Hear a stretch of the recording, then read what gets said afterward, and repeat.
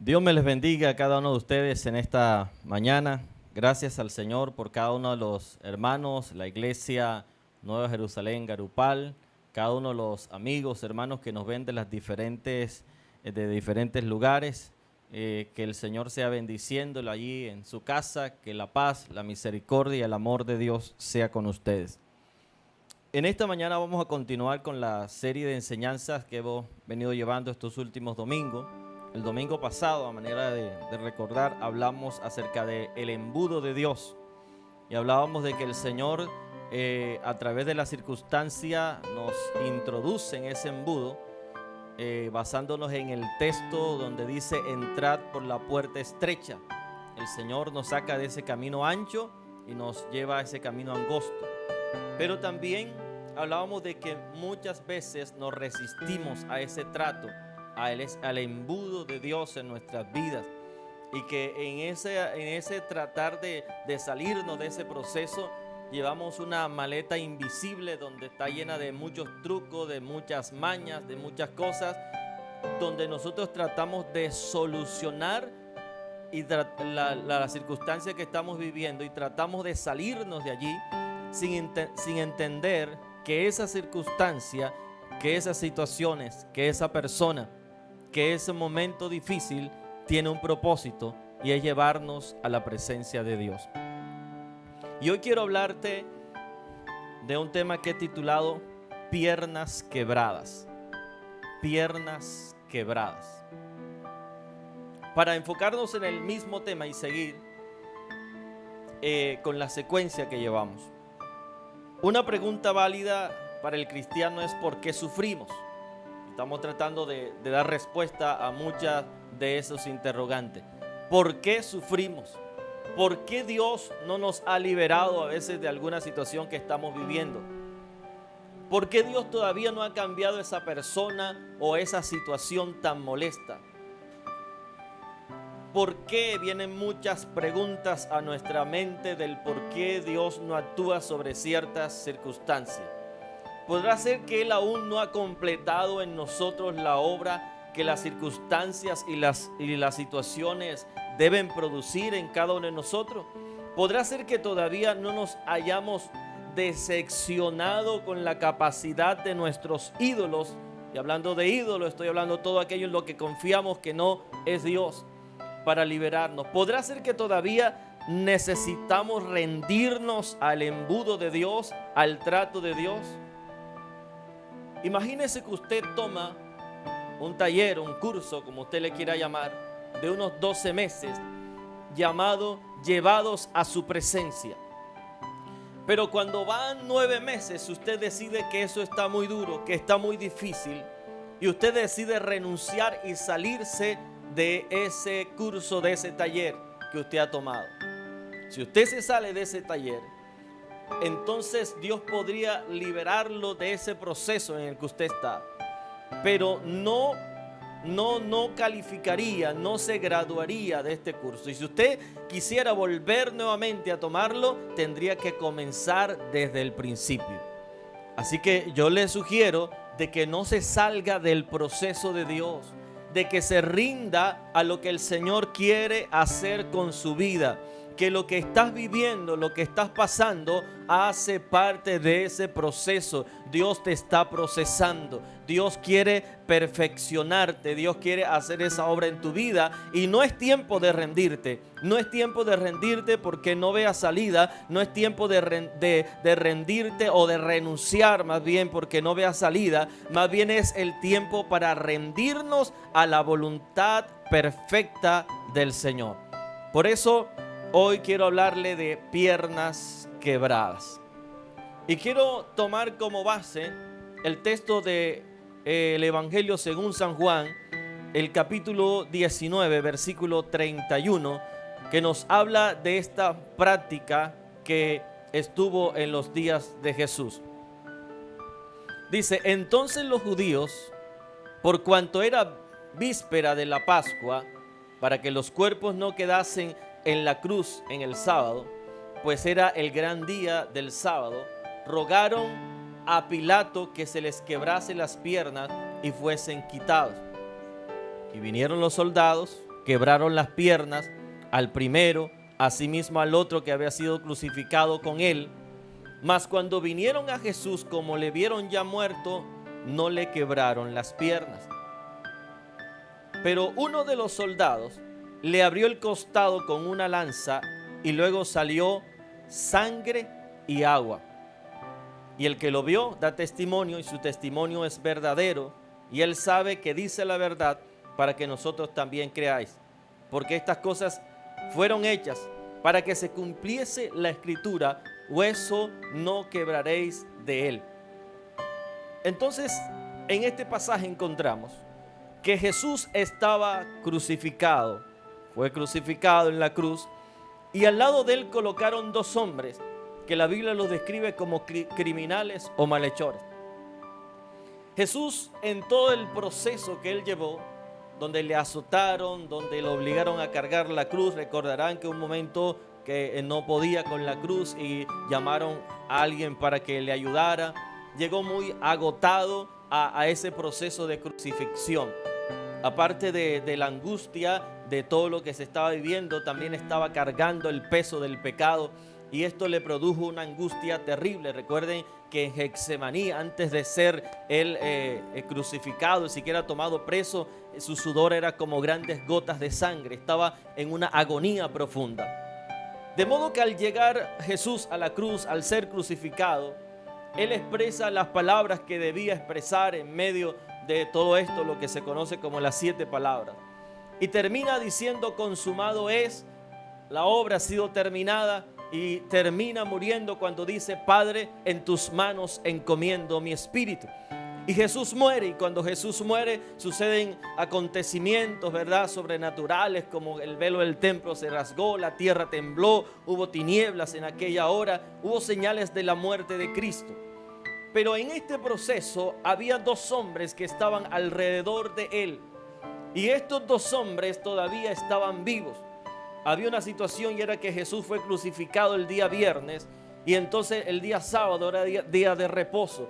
Y cuando ellos vieron que se celebraba la Pascua, víspera de la Pascua, para que los cuerpos de los muertos no quedaran allí en la cruz el día sábado, pues ellos el día sábado no hacían ninguna obra, entonces rogaron a Pilato, estamos hablando de los judíos, que quebraran las piernas. ¿Para qué los judíos le pidieron a Pilato que quebraran las piernas de estos ladrones, de estas personas que estaban crucificados? Para acelerar la muerte, para que estas personas pudieran morir lo más pronto y de esa manera descolgarlos de la cruz y darle sepultura. Pero dice que lo hicieron con el primero, con el segundo, pero cuando llegaron a Jesús no hubo necesidad de quebrarle las piernas porque ya había muerto. Y para verificar, que era un medio de verificación, si era verdad que estaba muerto, uno de los soldados tomó su lanza, la traspasó en su costado y dice que salió sangre y agua. Pero como nos queremos centrar es en la parte de las piernas quebradas, ¿para qué quebraban las piernas entonces a los crucificados? Ellos quebraban las piernas porque los crucificados morían sobre todo por la asfixia.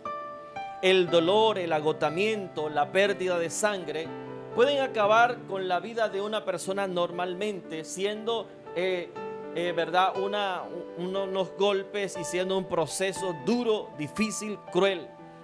Sin embargo, el motivo final de la muerte de los miles de condenados y ajusticiados de esta forma por los romanos es la asfixia mecánica, la falta de entrada de aire a los pulmones.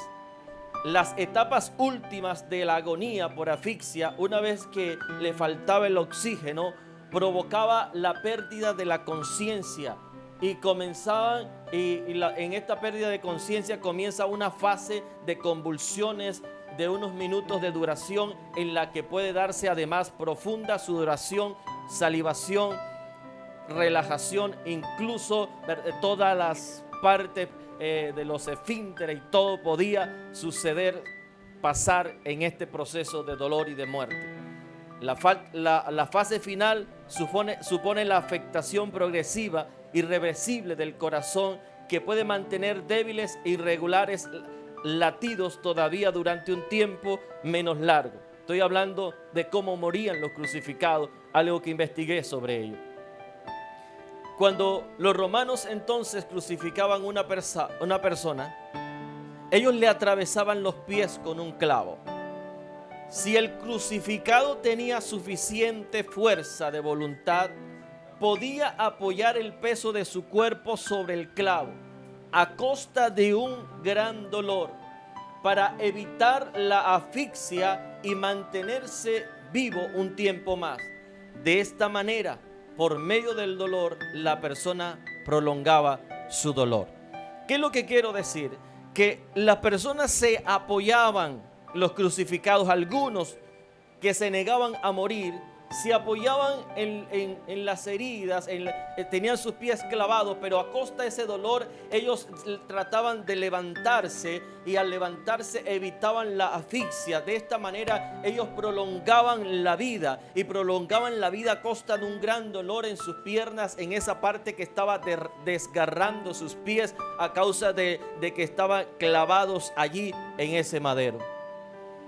Al negarse a morir, al negarse a ser asfixiados, ellos permanecían vivos un poco más de tiempo a costa de un gran dolor. Y esta parte es la que quiero tomar como ilustración. Cuando nosotros decidimos no rendirnos, cuando Dios está tratando contigo, conmigo, cuando Dios nos está tratando y muchas veces permite personas, circunstancias en nuestra vida, muchos de nosotros nos resistimos. Muchos de nosotros queremos resistir al llamado, queremos resistir al proceso de Dios en nuestra vida.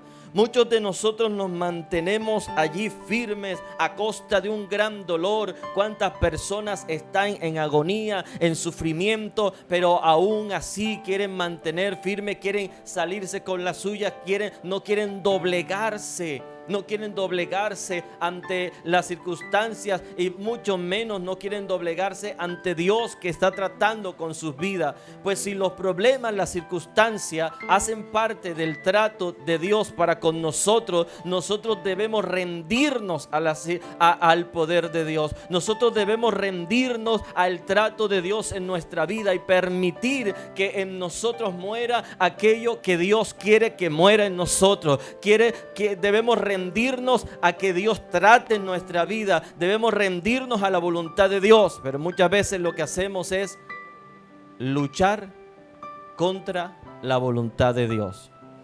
Una pregunta es: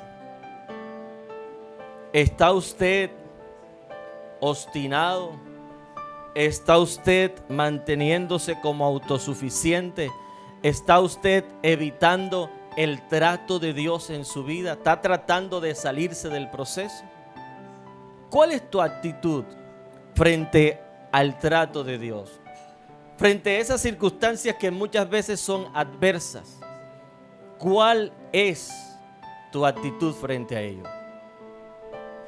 Nosotros debemos llegar al punto donde nos rendimos a la voluntad de Dios, donde nosotros cedemos nuestra voluntad para dar paso a la voluntad de Dios.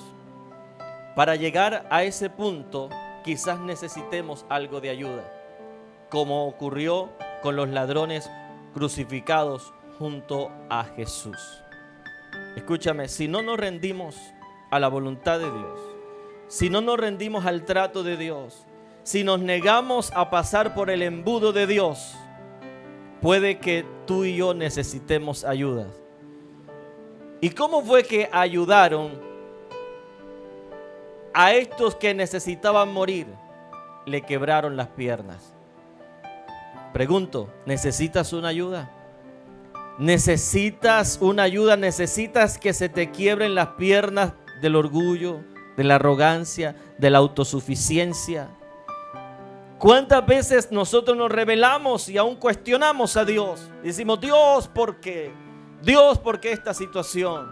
Pero Dios está tratando con nosotros y el proceso se demora más cuando nosotros nos negamos a ser tratados por Dios. El proceso se demora más cuando nosotros nos negamos, cuando nosotros no permitimos que Dios trate en nosotros. Muchas veces Dios tiene que enviarnos una ayuda y esa ayuda puede ser quebrarnos las piernas, quebrarnos.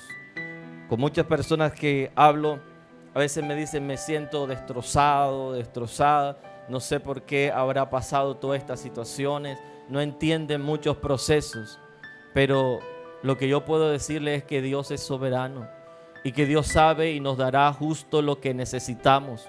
Y que los problemas pueden llevarnos a la presencia de Dios. Y que la Escritura dice que a los que aman a Dios, todas las cosas, tanto buenas como malas, obran para bien. Todo obra para bien a los que aman al Señor. La pregunta es, ¿necesita usted que las piernas de su yo sean quebradas? ¿Es tan grande tu obstinación que no puede usted darse por vencido? ¿Necesita la intervención de un tercero para terminar de una vez por todas con ese sufrimiento? El Espíritu Santo entonces hará precisamente esto a través de nuestras circunstancias y relaciones. Una vez que usted se rinda y acepte la muerte de todas estas cosas, esto va a ayudar a producir vida y vida en abundancia. La vida de Dios en nosotros, porque cuando morimos a nosotros mismos, entonces se produce la vida de Dios en nosotros.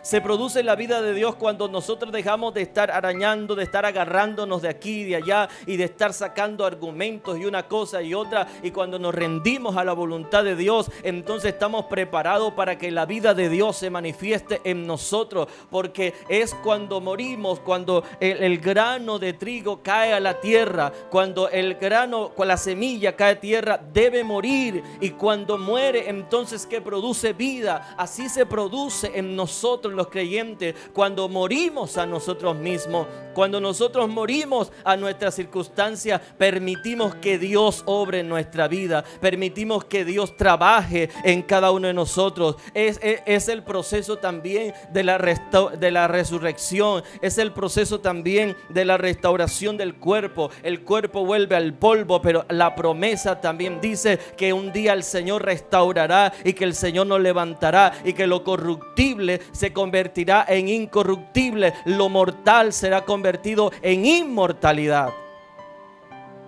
Todo esto a través del proceso de rendición y de muerte. Pero quizás no necesitemos morir físicamente para ser tratados, pero necesitamos morir a nosotros mismos. Necesitamos morir para crecer, para que la vida de Cristo se manifieste en tu vida, para que seas instrumento limpio en sus manos. Entonces necesitamos morir a Él. Una vez que te rindas y aceptes la muerte de todas estas cosas que te ayudan, entre comillas, vas a producir la vida de Dios. El propósito del embudo, el propósito del proceso es llevarte a Dios. En resumen, ¿por qué está usted sufriendo? ¿Por qué está usted sufriendo? Y una de las razones puede ser porque usted no es cualquiera, usted no es uno de los muchos, porque hay personas que dicen, pero yo veo a muchos. Es que tú no eres uno de los muchos, porque la Biblia dice, muchos son los llamados, es que tú eres uno de los escogidos. Por eso estás en un proceso diferente, por eso no te puedes comparar con los muchos, porque muchos son los llamados, pocos escogidos. Y si Dios está tratando en tu vida es porque tú eres uno de los escogidos, tú eres uno de los que necesita ser tratado, perfeccionado, porque Dios tiene algo para ti diferente al montón. Dios tiene un proceso hermoso en tu vida. Entonces, Dios está tratando contigo. Debemos procurar entonces morir a nosotros mismos y rendirnos al proceso, al embudo del Señor. Rendirnos al Señor. Que esta palabra en esta mañana te ayude a reflexionar y a entender que haces parte de un pueblo escogido por Dios, de un pueblo que ha sido llamado a ser cambiado y transformado. Vamos a orar y vamos a bendecir el nombre del Señor. Vamos a glorificar su nombre y vamos a decirle, Señor, quiero que trates en mi vida. Renuévame, cámbiame, transfórmame. Voy a pedirle a Zulay que me ayude acá y vamos a adorar al Señor y le vas a decir: renuévame, Señor Jesús. No quiero ser igual. Renuévame, mi Dios. Padre, muchas gracias por tu proceso. Muchas gracias por lo que tú haces en nuestras vidas. Muchas gracias por tus maravillas. Muchas gracias por tu fidelidad. Muchas gracias por tus bondades. Muchas gracias porque tú eres bueno.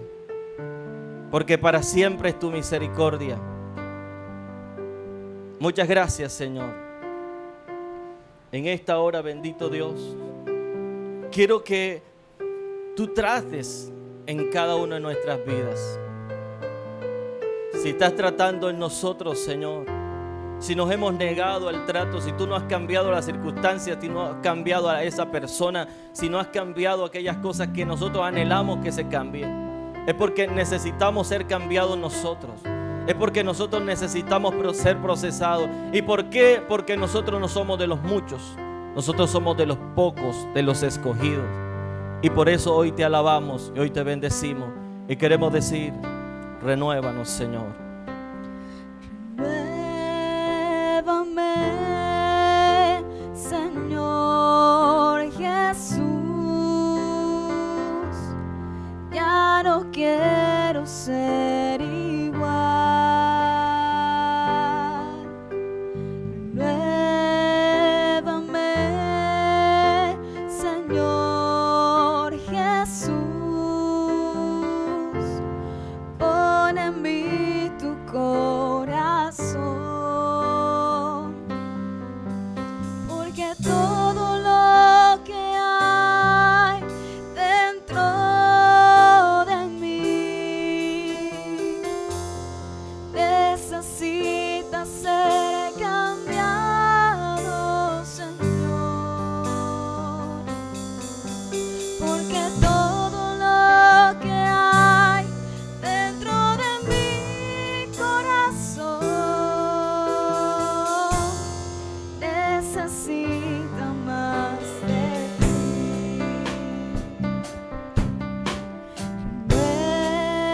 Renuévame, Señor Jesús. Ya no quiero ser igual.